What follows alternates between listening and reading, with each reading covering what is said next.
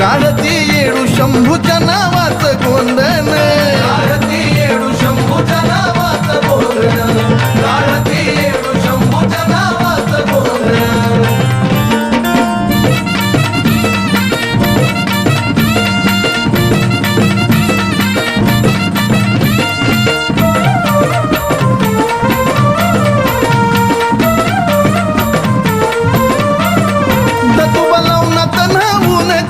मोकळे सोडून बसली पलंगावरी येडू ग येऊन.